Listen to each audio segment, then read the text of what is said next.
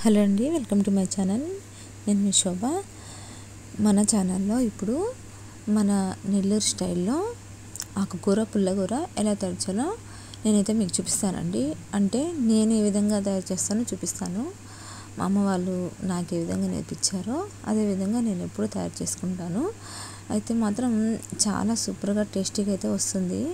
Actually తోటకూరతోటి మేమైతే ఎక్కువ చేసుకుంటాం అన్నమాట.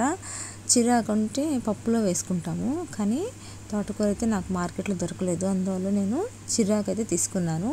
చిరాకు గోంగూర రెండు బాగా నీట్గా కడుక్కొని ఇట్లా ఒక దబర్లో పెట్టుకోవాలి. ఆ తర్వాత కొంచెం పచ్చిమిర్చి అంటే ఎవరి టేస్ట్కి తగినట్టు వాళ్ళు తీసుకోవాలన్నమాట. పచ్చిమిర్చి, అలాగే నేను ఒక 2 టమోటాలు, ఆనియన్ కూడా ఒకటి నేను వేసుకున్నాను అనమాట.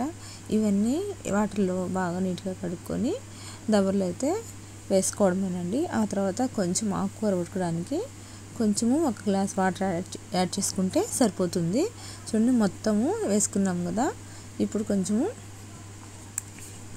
పసుపు కూడా నేను యాడ్ చేసుకున్నాను అనమాట. పసుపు యాడ్ చేసుకొని మొత్తము కలిసే విధంగా కలుపుకొని మూతతో పెట్టేసుకొని మనము ఉడికించుకోవాలి. చూడండి, కొంచెంగా ఆకైతే మనకి ఉడికిపోతుంది అనమాట.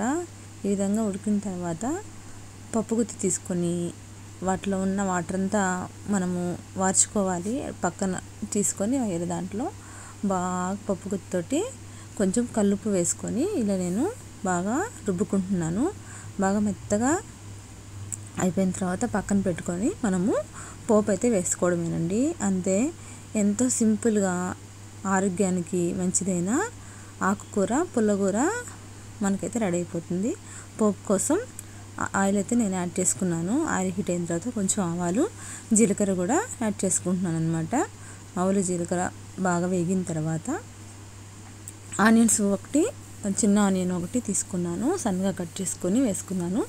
తర్వాత కొంచెం కరివేపాకు, అలాగే తెల్లగడ్డ కూడా వేసుకున్నాను అనమాట. కరివేపాకు తెల్లగడ్డ కూడా వేసుకొని అవంతా ఆనియన్స్ బాగా బ్రౌన్ కలర్ వచ్చేంత వరకు వేయించుకోవాలి. తెల్లగడ్డ కూడా యాడ్ చేశాను కదా. బ్రౌన్ కలర్ అంతా వచ్చేంత వరకు వేయించుకొని కొంచెము ఎండుమిర్చి కూడా యాడ్ చేసుకోవచ్చు. అంటే కారం తినాలి పిల్లలు ఉంటారు కదా, పిల్లలు ఉంటే ఎండుమిర్చి అవసరం లేదండి, వాళ్ళైతే తినరు. అంటే పచ్చిమిరపకాయలు మనం ఆల్రెడీ యాడ్ చేస్తున్నాము, అందువల్ల కొంచెం కారం తక్కువైంది అనుకుంటే వేసుకోవచ్చు.